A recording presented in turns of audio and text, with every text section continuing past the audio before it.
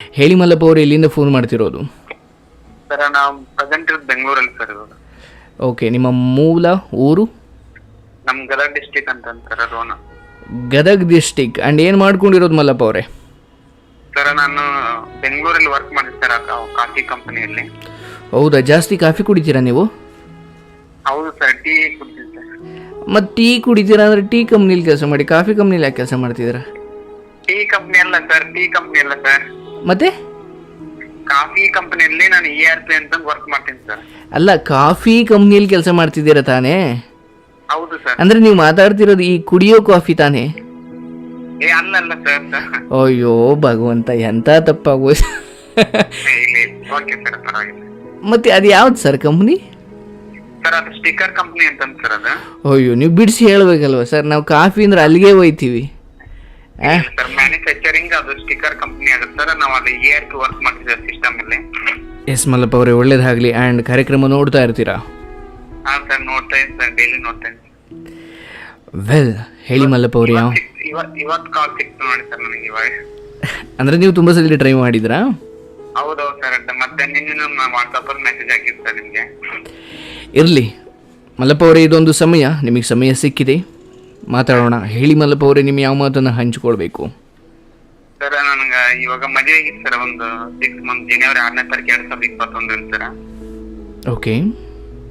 ನಾನು arrange marriage ಆಗಿತ್ತು sir. ನಮ್ಮ ಅರೇಂಜ್ ಮ್ಯಾರೇಜ್, ಲವ್ ಏನಿಲ್ಲ ಸರ್ ನಮ್ದು, ನೋಡಿ ಮನೆಯಲ್ಲಿ ಮಾಡ್ಕೊಂಡಿದ್ದು. ಮದುವೆ ಆದ್ಮೇಲೆ ಲವ್ ಆಯ್ತಾ?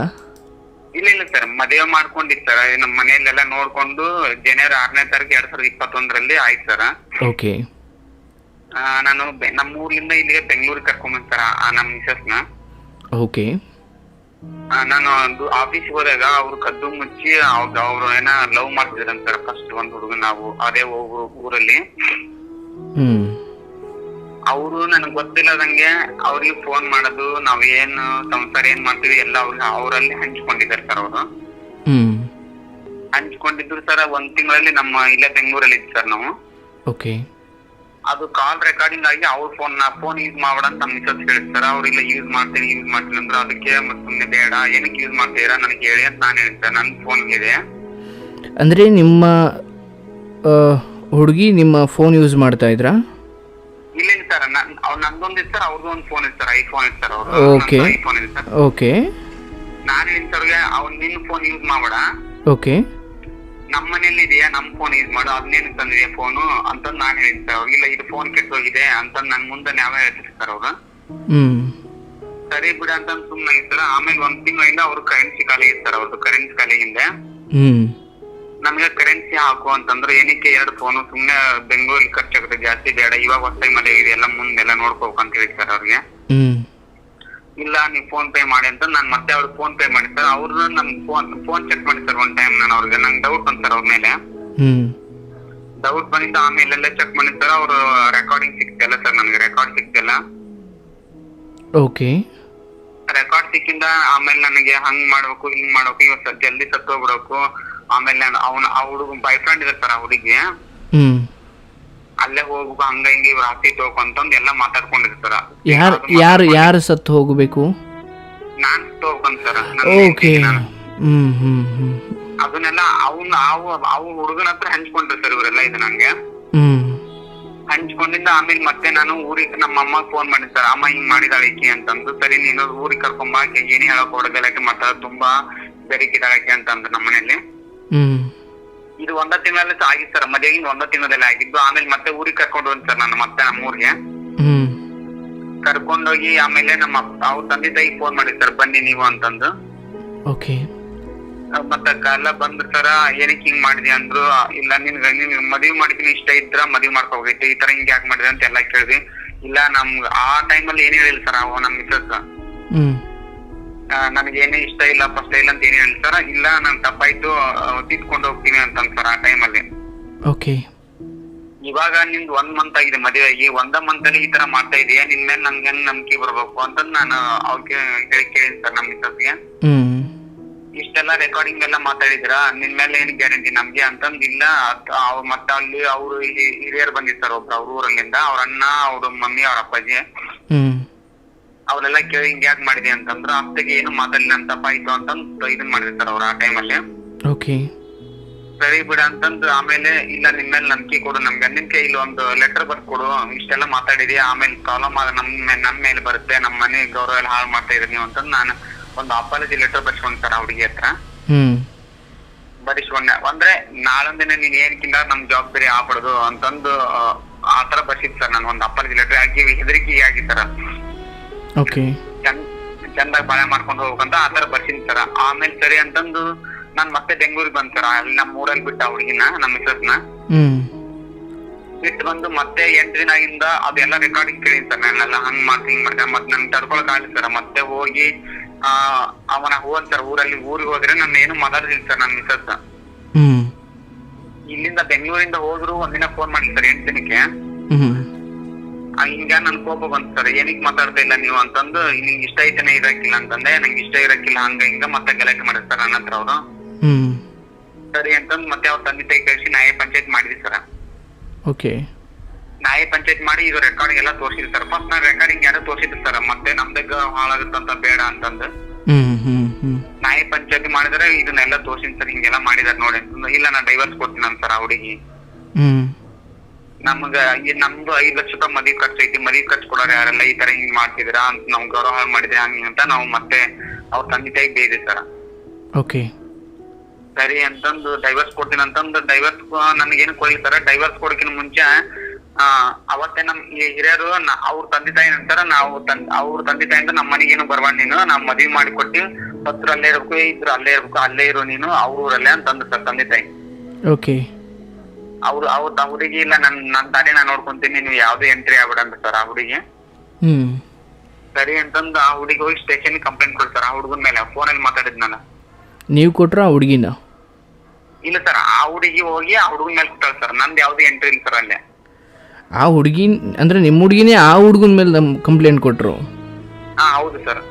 ಯಾಕೆ? ಅಂದ್ರೆ ತವ್ರ ಮನೆಯಲ್ಲಿ ಕರ್ಕೊಳಲ್ಲ ಸರ್ ಈಗ. Okay okay okay okay.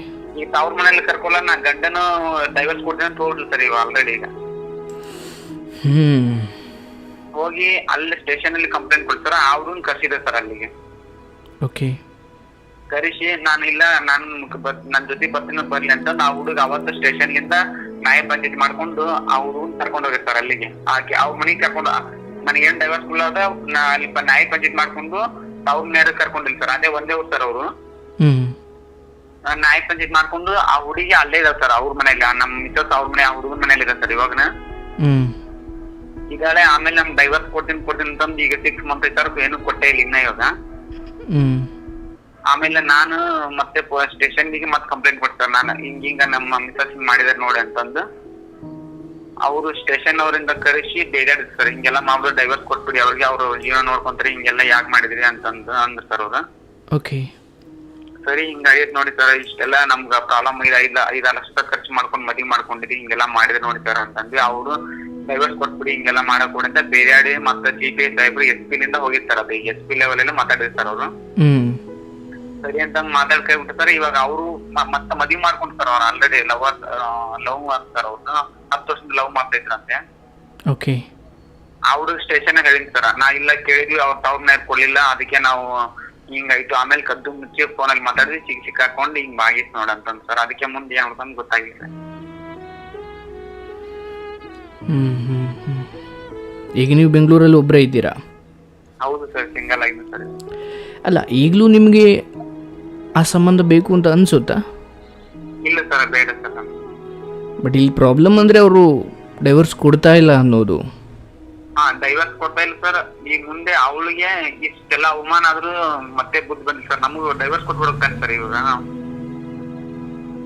ಏನಪ್ಪ ಇನ್ನೊಂದ್ಸಲ ಹೇಳು. ಇವಾಗ ಇಷ್ಟೆಲ್ಲ ಈಗ ಅವ್ರಿಗೆಲ್ಲ ಪ್ರಾಬ್ಲಮ್ ಆಗಿ ಸರ್ ಇಷ್ಟೆಲ್ಲ. ಆಮೇಲೆ ಇನ್ನೊಂದು ಹೇಳಿಲ್ಲ ಸರ್, ಅವ್ರ ತಂದೆ ತಾಯಿ ನಮ್ಮ ಮದುವೆ ಖರ್ಚಾಗೈತಿ ಅಂತಂದು 4 ಲಕ್ಷ ರೂಪಾಯಿ ಬೇಡಿಕೆ ಇಟ್ಟಿದ್ರು ಸರ್ ಆ ಹುಡುಗನ ಹತ್ರ. ಆ ಹುಡುಗನ ಹತ್ರ? ಹೌದು ಸರ್, ಬೇಡಿಕೆ ಇಟ್ಟಿದ್ರಂತೆ. ನಮ್ದು ಆ ಹುಡುಗ ವರದಕ್ಷಿಣೆ ಕೊಡ್ತೀವಿ, ಮತ್ತೆ ಕಿಚನ್ ಐಟಮ್ಸ್ ಕೊಡ್ತೀವಿ, ನಮ್ ಮದುವೆ ಖರ್ಚು ಇದೆ, ಮದುವೆ ಖರ್ಚು ಕೊಡ್ರಿ ಆ ಹುಡುಗಿ ಕರ್ಕೊಂಡು ಹೋಗೋದಂತ ಸರ್. ಹ್ಞೂ ಅಂತಂದು ಆ ಟೈಮಲ್ಲಿ ಆ ಹುಡುಗ ಒಪ್ಕೊಂಡ್ ಸರ್. 1.5 ಲಕ್ಷ ರೂಪಾಯಿ ಕೊಟ್ಟು ಮಾತು ಒಪ್ಕೊಂಡ್ ಸರ್. ಇವಾಗ 5-6 ತಿಂಗಳು ಆಯ್ತಲ್ಲ, ಏನೋ ಮಾಮೂಲಿ ಹಳ್ಳಿ ಗ್ರಾಮದಲ್ಲಿ ಮಾತಾಡ್ತಾರೆ ಸರ್, ಈಗೆಲ್ಲ ಯೂಸ್ ಮಾಡಿ ಹಂಗೆ ಬಿಡೋಣ ಹಂಗ ಹಿಂಗ ಅಂತಲ್ಲ ಸರ್. ಈಗ ಇವಾಗ 1.5 ಲಕ್ಷ ರೂಪಾಯಿ ಕೊಡ್ತೀನಿ ರಿಟರ್ನ್ ಕರ್ಕೊಂಡು ಹೋಗ ಅಂತ ನಮ್ ಸರ್ ಹುಡುಗಿ ಇವಾಗ 1.5 ಲಕ್ಷ ಕೊಡ್ತೀನಿ ರಿಟರ್ನ್. ಯಾರನ್ನ? ಈಗ ನನ್ ಮಿಸಸ್ ನೀವು ತವ್ರ ಮನೆ ಕರ್ಕೊಳ್ಳಿ ಅಂತ ನನ್ ಸರ್ ಹುಡುಗ. ಕರ್ಮ.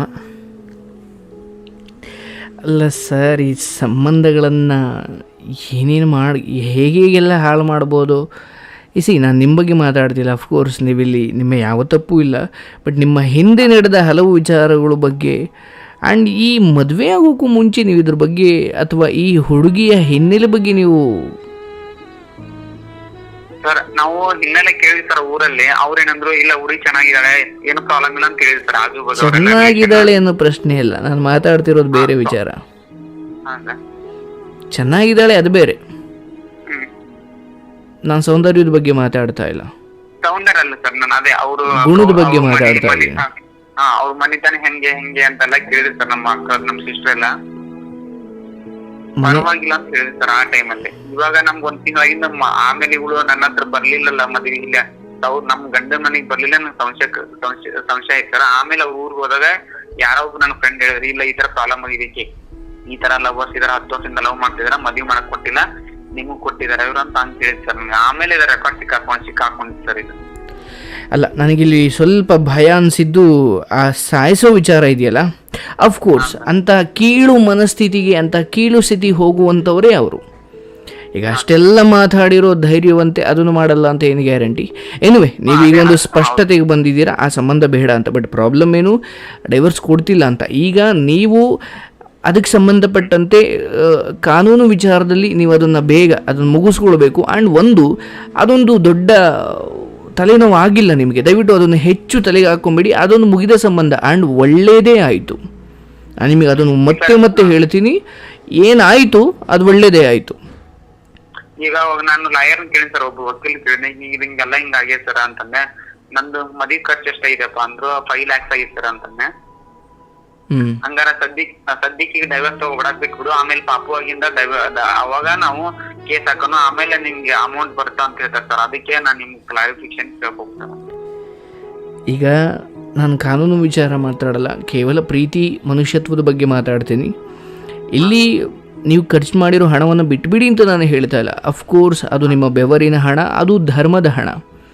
ನಿಮ್ಮ ಉದ್ದೇಶ ಸರಿ ಇತ್ತು ಆ್ಯಂಡ್ ಒಂದು ಹೆಣ್ಣು ಮಗಳನ್ನು ನಿಮ್ಮ ಮನೆಗೆ ಕರೆಸಿಕೊಳ್ಳುವುದರಲ್ಲಿ ಅದ್ಧೂರಿಯಾಗಿ ಕರೆಸ್ಕೊಂಡ್ರಿ. ಬಟ್ ಆ ಕಲ್ಮಶಗಳ ಬಗ್ಗೆ ನಿಮ್ಗೆ ಅರಿವು ಇರಲಿಲ್ಲ, ಅದು ನಿಮ್ಮ ತಪ್ಪಲ್ಲ. ಹಾಗಾಗಿ ಅದರಿಂದ ಏನು ಪಡ್ಕೊಳ್ಬೇಕು ನೀವು ಅದನ್ನು ಬಿಟ್ಟರೆ ಅದು ತಪ್ಪಾಗ್ಬಿಡುತ್ತೆ. ನೀವು ಬಿಡಬಾರ್ದು. ಫಸ್ಟ್ ಆಫ್ ಆಲ್ ಅಂಥವ್ರನ್ನ ಸುಮ್ಮನೆ ಗೌರವದಿಂದ ಕಳಿಸ್ಕೊಟ್ಟಿರೋದೇ ನಿಮ್ಮ ದೊಡ್ಡ ಗುಣ. ಅಲ್ಲ, ಹೇಳ್ತೀನಲ್ಲ, ಈಗ ನೀವು ಗೌರವಕ್ಕೆ ಒಂದು ಗೌರವವನ್ನು ಹಾಳಾಗ್ಬಿಡುತ್ತೆ ಇವೆಲ್ಲ ಹೇಳಿದ್ರೆ ನೋ. ಬಹುಶಃ ನೀವು ಯಾವುದನ್ನು ಅದು ಇಟ್ಕೊಂಡಿದ್ದೀರೋ ಇದೇ ಮುಂದೆ ಒಂದು ದಿವಸ ದೊಡ್ಡದಾಗುತ್ತೆ. ಅಫ್ಕೋರ್ಸ್ ನಿಮ್ಮ ಬದುಕಲ್ಲಿ ಯಾರೋ ಬರ್ತಾರೆ, ಯಾವುದು ಅದು ಇಟ್ಕೊಂಡಿದ್ದೀರೋ, ಯಾವ ಸತ್ಯವನ್ನು ಬೇಡ ಅಂತ ಇಟ್ಕೊಂಡಿದ್ದೀರೋ ಅದೇ ಸತ್ಯವೇ ನಿಮಗೆ ಮುಳುವಾಗುತ್ತೆ. ಹಾಗಾಗಿ ಅವ್ರು ಮಾಡಿರೋ ತಪ್ಪಿಗೆ ಏನಾಗಬೇಕು ಅದು ಕೇವಲ ಅವರಿಗೆ ಹೊಡೆಯೋದ್ರಿಂದ ಆಗುವುದಲ್ಲ, ಇಂಡೈರೆಕ್ಟಾಗಿ ಅವರಿಗೆ ಹಣದ ಮಹತ್ವ ಗೊತ್ತಾಗಬೇಕು.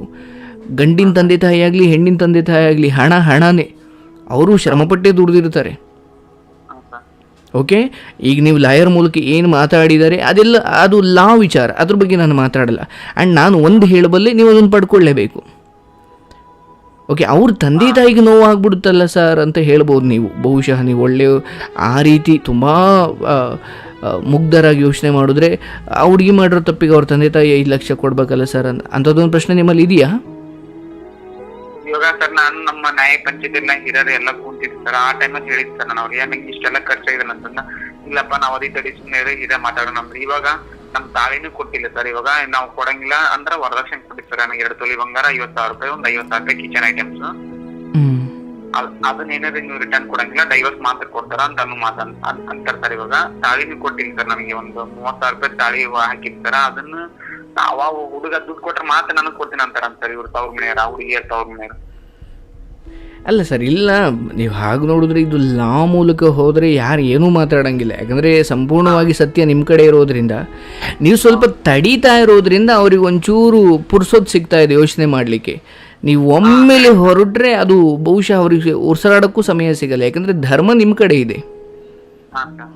ಅರ್ಥ ಅಲ್ವಾ? ಆಡಿಯೋ ಆಗಿರ್ಬೋದು, ಬೇರೆ ಯಾವುದೇ ಆಗಿರ್ಬೋದು, ಮದುವೆ ನಿಮ್ಮ ಕಾರ್ಡ್ ಇದೆಯಲ್ಲ, ಮದುವೆ ಕಾರ್ಡ್, ನಾವೆಲ್ಲ ಇದು ಆಮೇಲೆ ಇದನ್ನ ಎಲ್ಲ ವಿಡಿಯೋ ಎಲ್ಲ ಮಾಡಿ ಸರ್. 40,000 ರೂಪಾಯಿ ವಿಡಿಯೋದಾಗಿ ಸರ್. ನನ್ನ ಫೋಟೋ ವಿಡಿಯೋದೆಲ್ಲ ಆಗಿತ್ತು ಸರ್ ಅದು. ಇರಲಿ, ನೀವು ಅದು ಖಂಡಿತ ಅದನ್ನೆಲ್ಲ ಲೆಕ್ಕ ಹಾಕಿ, ನಾನು ಅದು ತಪ್ಪು ಅಂತ ಹೇಳಲ್ಲ.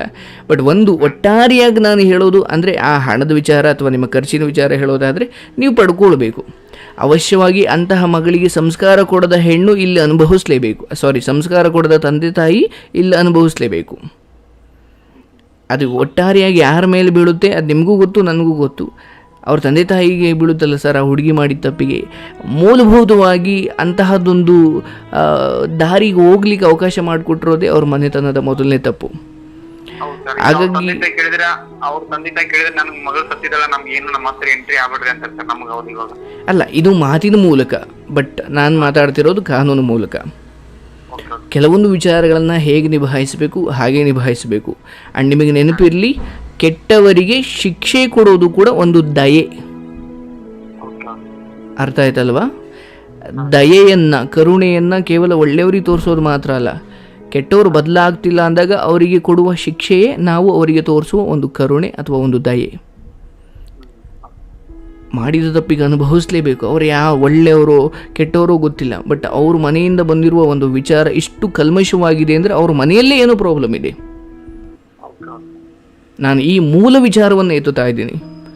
ಹಾಗಾಗಿ ನಾನು ಆ ಖರ್ಚಿನ ವಿಚಾರವಾಗಿ ನೀವು ಪಡ್ಕೊಳ್ಳೇಬೇಕು. ನೀವು ಅಲ್ಲಿ ಬಿಟ್ಟರೆ ಬಹುಶಃ ಅಲ್ಲಿ ಬೇರೆ ಬೇರೆ ವಿಚಾರಗಳು ರೂಪ ತಗೊಳ್ತಾ ಹೋಗ್ತವೆ. ಈಗ ನೀವು ಅಲ್ಲಿ ಬಿಟ್ಟರೆ ಅಕಸ್ಮಾತ್ ಮುಂದೆ ನಿಮ್ಮ ಜೀವನದಲ್ಲಿ ಬರೋ ಹುಡುಗಿ ಅಥವಾ ಅವ್ರ ಮನೆಯವರು ನೀವು ಉತ್ತರ ಕೊಡಬೇಕಾಗುತ್ತೆ, ಅಥವಾ ಜಗತ್ತಿಗೆ ಉತ್ತರ ಕೊಡಬೇಕಾಗುತ್ತೆ, ಲೋಕನಿಂದನೆಗೊಳಗಾಗ್ತೀರಾ. ಓಕೆ, ಅವರು ಚಿಕ್ಕ ಪುಟ್ಟ ವಿಚಾರಗಳನ್ನು ಕಡ್ಡಿ ಮುರಿದಂಗೆ ಹೆಂಗೆ ಹೇಳ್ತಾ ಇದ್ದಾರೋ ನೀವು ಹಾಗೆ ಇರಬೇಕು. ಇಲ್ಲ ಸರ್ ಹೋಗ್ಬಿಡ್ಲಿ ಸರ್, ಹಾಳಾಗೋಲಿ, ಇಟ್ ಮೀನ್ಸ್ ಅವ್ರು ಬಿಟ್ಬಿಡ್ಲಿ ಸರ್, ಪರವಾಗಿಲ್ಲ, ಹೆಂಗೋ ಅವ್ರನ್ನ ಹೆಂಗೆ ಕೇಳೋದು ಅಂತಂದರೆ ಅದು ನಿಮಗೆ ಬಿಟ್ಟಿದ್ದು. ಬಟ್ ನಾನು ಧರ್ಮವನ್ನು ಮಾತ್ರ ಮಾತಾಡ್ತೀನಿ. ಇಲ್ಲಿ ನಾನು ಬಿಟ್ಬಿಡಿ ಸರ್ ಅಂತ ಒಳ್ಳೆತನ, ನೋ. ಧರ್ಮ ಬೇರೆ, ಒಂದು ಬೇರೆಯವ್ರಿಗೆ ನಾವು ತೋರಿಸೋ ಒಂದು ಪ್ರೀತಿ, ಕರುಣೆ ಅಥವಾ ಒಂದು ಕ್ಷಮೆ ಬೇರೆ. ಇಲ್ಲಿ ನನಗನ್ಸುತ್ತೆ ಅವರು ಕ್ಷಮೆಗೆ ಅರ್ಹರಲ್ಲ. ಇವಾಗ ನಾವು ಸಿಂಗಲ್ ಆಗಿ ಕೇಳಕ್ ಬರ್ತೀವಿ ಸರ್. 4-5 ಜನ ಪಂಚಾಯತ್ ಮಾಡ್ಕೊಂಡು ಕಳ್ಸಿದ್ವಿ ಸರ್. ನಾವು ಅಲ್ಲಿಗೆ ಹೋಗಿ ಮತ್ತೆ ಗಲಾಟೆ ಆಗುತ್ತೆ, ನಾವು ಬೇಡ, ಸುಮ್ಮನೆ ನಮ್ಗೆ ಅವ್ರು ಹಾಳು ಮಾಡ್ಕೋದ್ ಬೇಡ ಅಂತಂದು ಕಳ್ಸಿದ್ವಿ ಸರ್ ಅವ್ರ ಹತ್ರ. ಅವ್ರ ಆ ಟೈಮಲ್ಲಿ ನಾವು ಕೊಡಲ್ಲ, ಆ ಹುಡುಗಿ ತವ್ರ ಮನೆ ಸರ್, ನಾವು ಕೊಡಲ್ಲ, ಅವ್ರಿಗೆ ನಮ್ಗೇನು ಸಂಬಂಧ ಇಲ್ಲ, ನಮ್ಗ ದುಡ್ಡು ಕೊಡಕ್ ಅವ್ರಿಗೆ ಕೊಡ್ತಾ ಇಲ್ಲ ಅಂತಂದು ಅಲ್ಲಪ್ಪ, ನೀನ್ ಮತ್ತೆ ಅದನ್ನೇ ಹೇಳ್ತಿದೀಯಲ್ಲಪ್ಪ. ನಾನು ಹೇಳ್ತಿರೋದು, ನೀವು ಹೊರಟ್ರೆ ಅವ್ರಿಗೆ ಉಸಿರಾಡಕ್ ಸಮಯ ಇರಲ್ಲ. ನೀವು ಹೇಗೆ ಹೋಗ್ಬೇಕು ಹಾಗೆ ಹೋಗ್ಬೇಕು. ಕಳಿಸಿದ್ದೆ ಅವ್ರು ಕಳಿಸು, ಇಡೀ ವರ್ಷ ಹಂಗೆಲ್ಲ ಹೇಳ್ತಾರೆ, ನೀವು ಹಿಂಗೆ ಇರೋ ಅವ್ರು ಹಂಗೆ ಇರ್ತಾರೆ. ಎಲ್ಲದಕ್ಕೂ ಒಂದು ಇತಿಮಿತಿ ಇದೆಯಪ್ಪ. ನೀನು ಒಳ್ಳೆಯತನ ಇಲ್ಲಿ ಬೇಡ. ಏನು ಧರ್ಮವಂತರಿಗೆ ನೀವು ಒಳ್ಳೆತನ ತೋರಿಸ್ತಾ ಇಲ್ಲ. ನುಗ್ಗಿ ನಿಮ್ಗೇನು ಒಂದು ಮೊದಲನೇದಾಗಿ ಒಬ್ಬ ಪ್ರೀತಿಯಿಂದ ಮದುವೆ ಆಗಿರೋ ಒಬ್ಬ ಹುಡುಗನಾಗಿ ಇಷ್ಟು ನೋವನ್ನು ತಡ್ಕೊಂಡಿರೋದೇ ನಿನ್ನ ಮೊದಲನೇ ದೊಡ್ಡತನ. ಆ ಮಧ್ಯೆನೂ ಕೂಡ ನಿನ್ನ ಮನೆತನದ ಗೌರವವನ್ನು ಉಳಿಸ್ಕೊಳ್ಳೋದು ನಿನ್ನ ಜವಾಬ್ದಾರಿ. ಮನೆಗೆ ಮಗನಾಗು ಫಸ್ಟು. ಓಕೆ, ನೀನು ಇಲ್ಲಿ ಖರ್ಚು ವೆಚ್ಚ ಅನ್ನೋದಕ್ಕಿಂತ ನಾನು ಒಟ್ಟಾರೆ ಮಾತಾಡ್ತಾ ಇರೋದು ನಿಮ್ಮ ಮೂಲಕ ಧರ್ಮವಾಗಿ ಯಾವುದು ನಿಮ್ಮಿಂದ ಖರ್ಚಾಗಿದೆಯೋ ಅದನ್ನು ಮತ್ತೆ ಪಡೆದುಕೊಳ್ಳುವ, ಅದರಲ್ಲಿ ಏನೋ ಕೆಟ್ಟದ್ದು ಮೋಸ ನಡೀತು ಅಂದಾಗ ಅದನ್ನು ಮತ್ತೆ ಪಡ್ಕೊಳ್ಳೋ ಅಷ್ಟು ಹಕ್ಕು ನಿಮಗಿದೆ. ಅದೊಂದು ತಪ್ಪು ಅಂತ ಯಾರೂ ಅನ್ನೋದಿಲ್ಲ. ಇದೇನಪ್ಪ ಹಣದ ವಿಚಾರವಾಗಿ ಇಷ್ಟು ಮೋಹಕ್ಕೊಳಗಾಗ್ತವ್ರೆ ಇವರು, ಖಂಡಿತ ಜಗತ್ತು ಹಂಗೆ ಅನ್ನೋದಿಲ್ಲ. ಇಲ್ಲಿ ಮೊದಲಿಗೆ ಬರೋದು ಅವರು ಮೋಸ. ಅವ್ರ ಮೋಸವನ್ನೆಲ್ಲ ಸರಿಯಾಗಿ ನೋಡ್ಬಿಟ್ರೆ ನಿಮ್ಮ ಬಗ್ಗೆ ಬಹಳ ದೊಡ್ಡ ಕರುಣೆ ಬರುತ್ತೆ. ಆಗ ನಾನು ಹೇಳ್ತೀನಿ ನೀವು ಅದನ್ನು ತಗೊಳ್ಳೇಬೇಕು ಅಂತ. ಅವರು ಯಾರೋ ಪಾಪ ಕಷ್ಟಪಟ್ಟು ದುಡ್ದು, ಇಟ್ಸ್ ಓಕೆ, ಅವರು ಕಷ್ಟಪಟ್ಟು ದುಡ್ದಿರೋದು, ಬಟ್ ಅವ್ರ ಮನೆಯವ್ರು ಯಾರೋ ಮಾಡಿದ್ದನ್ನು ಅವ್ರು ಅನುಭವಿಸ್ಲೇಬೇಕು. ಮನೆಯೊಳಗಡೆ ಎಂಥವ್ರನ್ನ ಇಟ್ಕೊಂಡಿದ್ದೀರಾ ಅನ್ನೋದು ಮುಖ್ಯವಾಗುತ್ತೆ ಇಂಥ ವಿಚಾರಗಳಿಂದ. ಈವನ್ ನೀನು ಯಾವುದೋ ಒಂದು ಹೆಣ್ಣಿನ ಬದುಕನ್ನು ಹಾಳು ಮಾಡಿದ್ರೆ ಅವ್ರು ನಿಮ್ಮ ತಂದೆ ತಾಯಿ ಶಿಕ್ಷೆ ಕೊಡೋದ್ರಲ್ಲಿ ತಪ್ಪೇ ಇಲ್ಲ. ಬಹುಶಃ ಅವ್ರ ಕರುಣೆಯಿಂದ ನಿಮ್ಮ ತಂದೆ ತಾಯಿನ ಕೋರ್ಟ್ಗೆ ಹತ್ತಿಸ್ತೆ ಬಿಡ್ಬೋದೇ ಹೊರತು, ಬಟ್ ನಿಮ್ಮ ತಂದೆ ತಾಯಿ ಶಿಕ್ಷೆ ಅನುಭವಿಸೋದಕ್ಕೆ ಯೋಗ್ಯರು. ಯಾಕಂದರೆ ನೀನು ಅವ್ರ ಮಗ. ನಿನ್ನ ಪ್ರತಿಯೊಂದು ನಿರ್ಧಾರವು ನಿನ್ನ ಕುಟುಂಬದ ಮೇಲೆ, ನಿನ್ನ ಹೆತ್ತವ್ರ ಮೇಲೆ ಪ್ರಭಾವ ಹೇಗೆ ಬೀರುತ್ತೆ ಅನ್ನೋದನ್ನು ಈ ವಿಚಾರಗಳನ್ನು ನೋಡಿ ನಾವು ಕಲಿಬೇಕು. ಈಗ ಆ ಮಗಳು ಮಾಡಿರೋದು, ಕೊಟ್ಟ ಹೆಣ್ಣು ಕುಲುಕು ಹೊರಗೆ, ಅದೊಂದು ಹೆಣ್ಣಿನ ಬದುಕು, ಅದಕ್ಕೂ ಈ ಹಣಕಾಸು ವೆಚ್ಚಕ್ಕೂ ಸಂಬಂಧ ಇಲ್ಲ. ಈಗ ಅವ್ರ ಹುಡುಗಿಯ ತಂದೆ ತಾಯಿ ಅವ್ರು ನಮ್ಮ ಮನೆಯಿಂದ ಹೋಗಿರೋ ಹೆಣ್ಣು ಹಂಗಾಗಲ್ಲ. ಧರ್ಮವಾಗಿದ್ದಿದ್ರೆ ಅವ್ರ ಮನೆಯಿಂದ ಹೋಗಿರೋ ಹೆಣ್ಣು. ಬಟ್ ಇದು ಮೂಲಭೂತವಾಗಿ 10 ವರ್ಷದಿಂದ ಶುರುವಾಗಿರೋದು ಅನ್ನೋ ಒಂದು ವಿಚಾರ ಇದೆಯಲ್ಲ, ಅಲ್ಲೇ ಗೊತ್ತಾಗುತ್ತೆ ಇದು ಎಲ್ಲಿದೆ ಮೂಲ ಬೇರು ಅಂತ. ಅದು ಇಲ್ಲಿಗೆ ಬಂದಾಗಿರೋದಲ್ಲ, ಅದು ತುಂಬ ಹಿಂದೆ ಬೆಳ್ಕೊಳ್ತಾ ಇತ್ತು. ಬಟ್ ಅದನ್ನು ಬಹಳ ಚಿಕ್ಕದಿದ್ದಾಗಲೇ ಇವರು ಚಿವುಟು ಬಿಸಾಕಲಿಲ್ಲ, ಈಗ ಹೆಮ್ಮರವಾಯಿತು. ಅದು ನಿಮ್ಗೆ ಹೊಡಿತಷ್ಟೇ. ಹೌದು ಹೌದು. ಈಗ ನಿಮ್ಮ ಮನಸ್ಥಿತಿ ನನಗೀಗ ಅರ್ಥ ಆಗುತ್ತೆ. ನೀವು ಇಷ್ಟು ಧೈರ್ಯವಾಗಿ ಹೇಳ್ತಾ ಇದ್ದೀರಾ, ಮನೆಗೆ ತಂದೆ ತಾಯಿ ಹಣವನ್ನು ಅಥವಾ ನೀವು ದುಡ್ದಿರೋ ಹಣದ ಬಗ್ಗೆ ಇಷ್ಟೊತ್ತು ನೀವು ಮಾತಾಡಿದ್ರಿ. ಬಟ್ ಇದಕ್ಕೂ ಮೀರಿ ನಿಮ್ಮೊಳಗೊಂದು ನೋವಿದೆ, ನಾನು ಅದನ್ನು ಗ್ರಹಿಸಬಲ್ಲೆ. ಅದಕ್ಕೆ ಹೇಳಿದ್ದು, ಇಷ್ಟು ಅವಘಡವಾಗಿರುವ ಒಂದು ಹುಡುಗನಾಗಿ ನೀನು ಇಷ್ಟು ಮಾತಾಡ್ತಿರೋದೇ ದೊಡ್ಡತನ. ಯಾಕಂದರೆ ನಿನ್ನೊಳಗೆ ಭಾವನೆಗಳಿಗೆ ಪೆಟ್ಟು ಬಿದ್ದಿದೆ.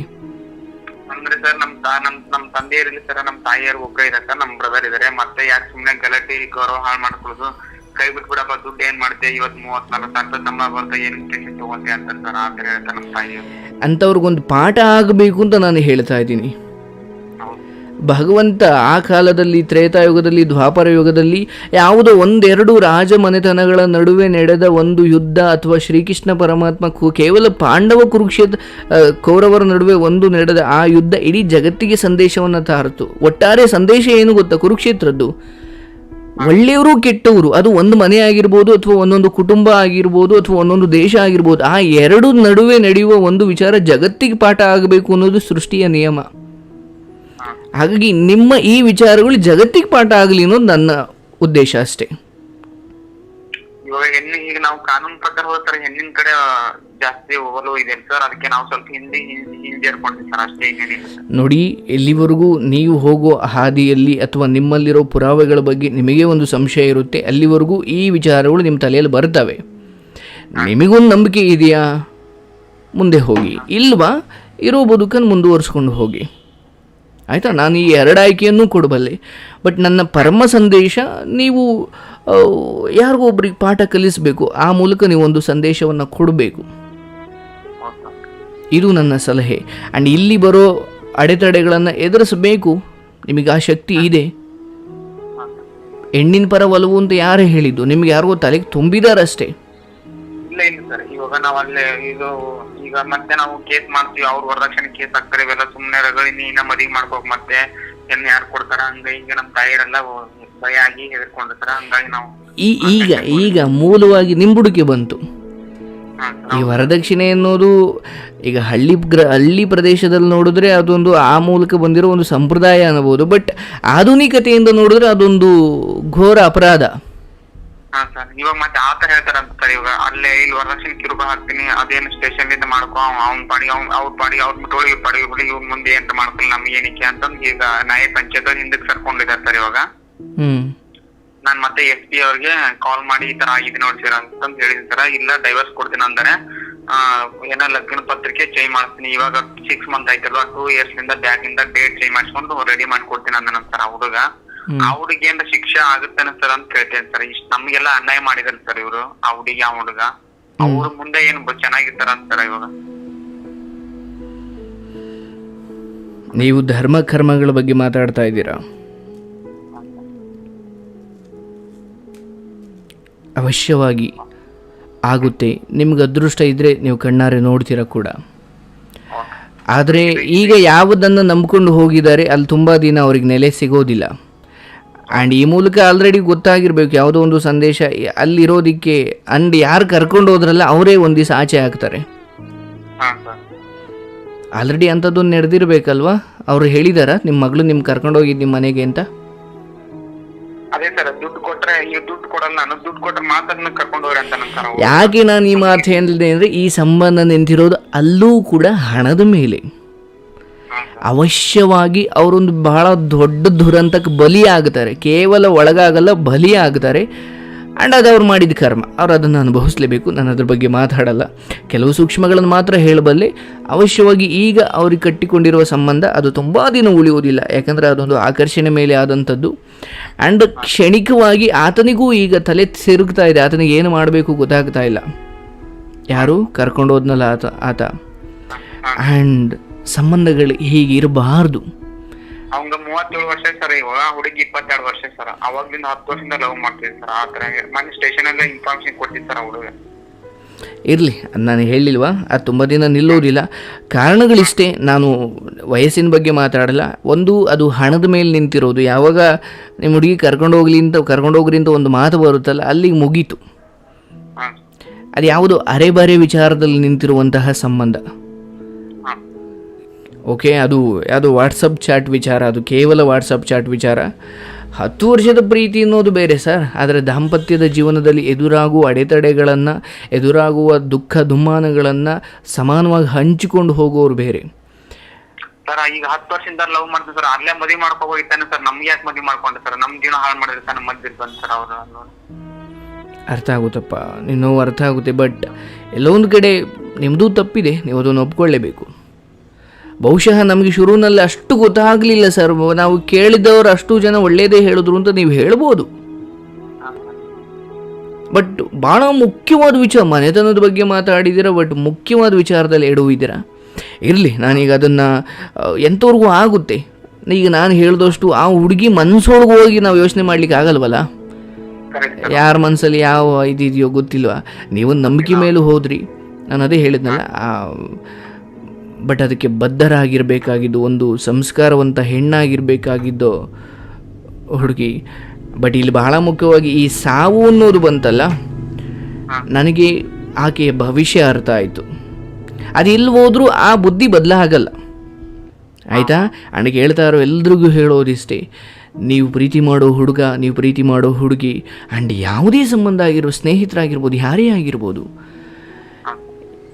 ಇನ್ನೊಬ್ಬರಿಂದ ಅಥವಾ ಇನ್ನೊಬ್ಬರನ್ನ ಯಾರನ್ನೂ ಪ್ರೀತಿ ಮಾಡ್ತೀರಾ ಅಂತ ನಿಮಗೆ ಪರಮವಾಗಿ ನಿಮಗೆ ನಂಬಿಕೆ ಇದ್ದರೆ, ಅಥವಾ ನನಗೆ ಅವ್ರನ್ನ ಬಿಟ್ಟು ಬದುಕೋಕ್ಕಾಗಲ್ಲ ಅಂದರೆ, ದಯವಿಟ್ಟು ಇನ್ನೊಬ್ಬರು ಬದುಕಲ್ಲಿ ಹೋಗಿ ಹಾಳು ಮಾಡಬೇಡಿ. ನಿಮ್ಮ ತಂದೆ ತಾಯಿ ಹೇಳಿದ್ರು, ಅವ್ರು ಹೇಳಿದ್ರು, ಇವ್ರು ಹೇಳಿದ್ರು ಅಂತ ಮನಸ್ಸಲ್ಲೊಬ್ಬರನ್ನ ಹಿಡ್ಕೊಂಡು ದೇಹ ಒಬ್ರಿಗೆ ಅರ್ಪಿಸೋದು ಒಳ್ಳೆಯದಲ್ಲ.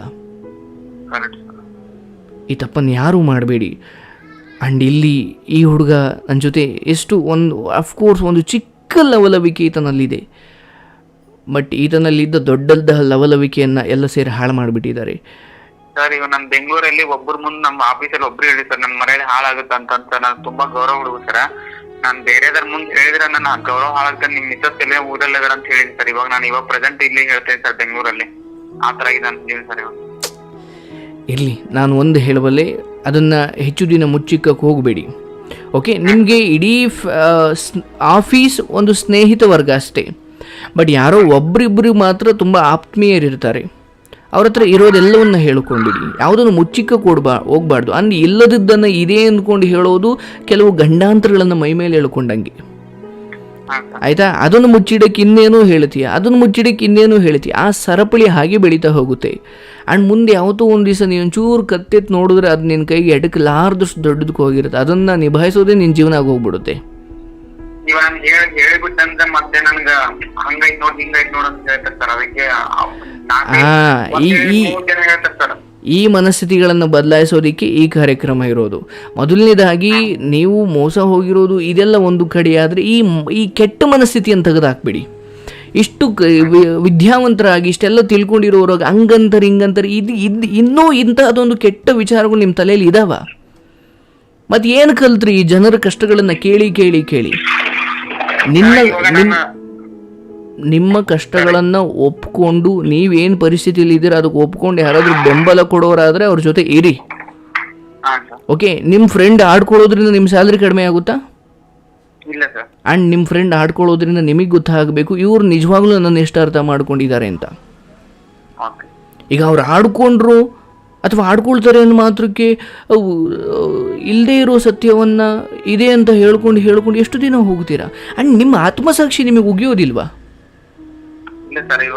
ಈಗ ಒಂದು ಅವ್ರಿಗೆ ಹೇಳಬೇಕು ಅಂತಲೂ ಏನಿಲ್ಲ, ಆಯಿತಾ. ಅಕಸ್ಮಾತ್ ಹೇಳ್ಬೇಕು ಅನ್ಸಿದ್ರೆ ನಿಜ ಹೇಳಿ, ಸುಳ್ಳು ಹೇಳ್ಬೇಡಿ ಅಂತ ನಾನು ಹೇಳ್ತಾ ಇದ್ದೀನಿ. ಹೇಳದೇ ಇದ್ರು ಏನು ನಿಮ್ಗೆ ಪ್ರಾಬ್ಲಮ್ ಏನಾಗಲ್ಲ. ಇವಾಗ ನಮ್ಮ ಫ್ರೆಂಡ್ ಅಂತ ಮಿಸಸ್ ಮನೆ ಕರ್ಕೊಂಡ್ ಬಾರೋ ಅಂತಿರ್ತಾರೆ ಸರ್, ಆ ಟೈಮಲ್ಲಿ ನಾನು ಏನಂತ ಹೇಳ್ತಾರೆ ಇವಾಗ ಅಲ್ವಾ? ಅದಕ್ಕೇನಪ್ಪ, ಈಗ ನೀನು ಇಲ್ಲಿ ಸುಳ್ಳು ಹೇಳಿದ್ರೆ ನೀನು ಅದನ್ನ ಸಮರ್ಥನೆ ಮಾಡ್ಕೊಳಕ್ಕೆ ಹಂಗೆ ಪ್ರಶ್ನೆ ಕೇಳಿದಾಗ ಇನ್ನೊಂದು ಸುಳ್ಳು ಹೇಳ್ಬೇಕಾಗುತ್ತೆ. ಇಲ್ಲಿ ನೀನು ಇದಾರೆ ಅಂತ ಸುಳ್ಳು ಹೇಳಿದ್ರೆ ಆತ ಕರ್ಕೊಂಬನ್ನಿ ಅಂತಾನೆ, ಆ ಕರ್ಕೊಂಬನ್ನಿ ಅನ್ನೋ ಪ್ರಶ್ನೆಗೆ ಉತ್ತರ ಕೊಡೋಕೆ ಇನ್ನೊಂದು ಸುಳ್ಳು ಹೇಳ್ತೀಯ. ಬದುಕಲ್ಲಿ ಯಾವುದೇ ವಿಚಾರ ಆಗಿರ್ಬೋದು, ಇದು ಮಾತ್ರ ಅಲ್ಲ. ನೀವು ಶುರುವಿನಲ್ಲಿ ಎಲ್ಲಿಂದ ಸತ್ಯದಿಂದ ಶುರು ಮಾಡ್ತಿರೋ, ಶುರುವಿನಲ್ಲಿ ಕಷ್ಟ ಅನ್ನಿಸ್ಬೋದು, ಬಟ್ ತುಂಬ ನೆಮ್ಮದಿಗೆ ಪಾತ್ರರಾಗ್ತೀರ ನೀವು.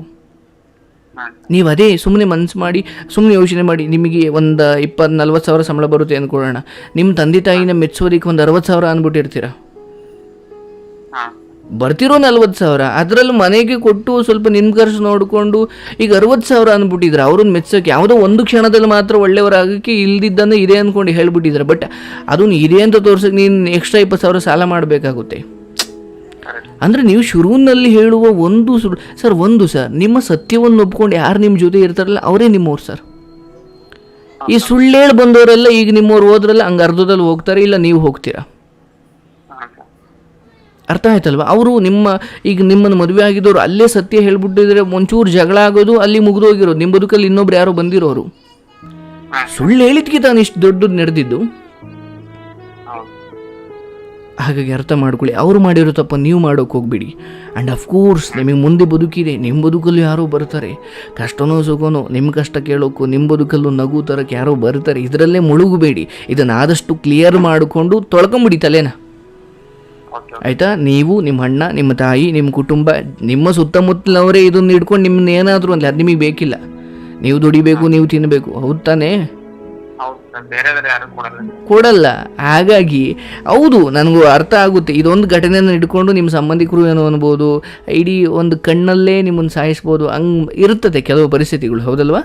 ಊರೆಲ್ಲ ಹಾಗೆ ಹೇಳ್ತಾರೆ ಸರ್. ಇವಾಗ ಅಲ್ಲೆಲ್ಲ ನಮ್ಮ ಊರಲ್ಲಿ, ನಮ್ಮ ಸ್ವಂತ ಊರೆಲ್ಲ ಹಾಗೆ ಹೇಳ್ತಾರೆ, ಅವ್ನು ಚೆನ್ನಾಗ್ ಆಗ್ಬೇಕೈತಲ್ಲ, ಎಲ್ಲ ಆಗಿದೆ ಬಿಡಿ ಇವಾಗ ಹಂಗ ಹಿಂಗೆ. ಸುಮ್ನೆ ನಾನು ಕಾಲೇಜಲ್ಲಿ ಒಂದು ಹುಡುಗಿ ಲವ್ ಮಾಡ್ತಿರ್ತಾರ, ಆ ಹುಡುಗಿ ಸ್ವಲ್ಪ ಗಲಾಟೆ ಐತಾರ, ಹಂಗೆ ನಮ್ಗೆ ಅವ್ರಿಗೆ ಗಲಾಟೆ ಆಗಿ ಪ್ರಾಬ್ಲಮ್ ಐತಾರ, ಅವಾಗ ಹಂಗ್ ಮಾಡಿದ್ನೆ ಹಿಂಗಾಯ್ತು ನೋಡಿ, ಇವಾಗ ಸಮ ಆಯ್ತು ನೋಡ ಅಂತ ಹೇಳ್ತಾರೆ. ಬೇಡ, ನಾನು ನಿಮ್ಮಿಂದ ಮೊದಲು ಈ ಹುಡುಗಿ ವಿಚಾರವನ್ನು ತೆಗೆಯೋದಕ್ಕೆ ಇಷ್ಟಪಡಲ್ಲ.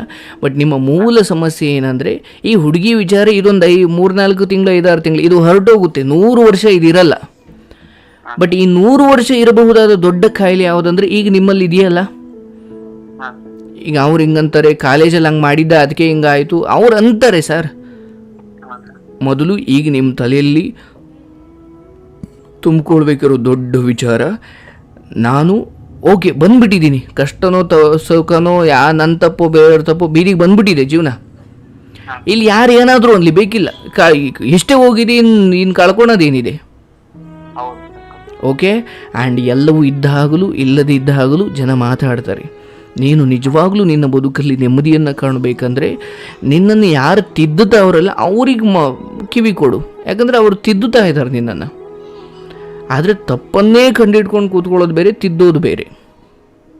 ಅದೇ ಸರ್, ನಮ್ಮ ಫ್ರೆಂಡ್ ಎಲ್ಲ ಟೆನ್ಷನ್, ನಮ್ಮ ಕ್ಲಾಸ್ಮೇಟ್ಸ್ ಎಲ್ಲ ಯಾವ್ದಕ್ಕೆಲ್ಲ ಯಾಕೆ ಬಿಡ್ತೀಯಾ ನೋಡಪ್ಪ, ನಾನು ಇಷ್ಟು ಮಾತ್ರ ಹೇಳಬಲ್ಲೆ, ನೀನಿರೋ ಪರಿಸ್ಥಿತಿಯಲ್ಲಿ ಆ್ಯಂಡ್ ಕೆಲವೊಮ್ಮೆ ನಿನ್ನಲ್ಲಿ ಈ ಕೆಲವು ಚಿಕ್ಕ ಯೋಚನೆಗಳಿದಾವೆ, ಅದನ್ನು ತೆಗೆದು ಹಾಕ್ಬಿಡು.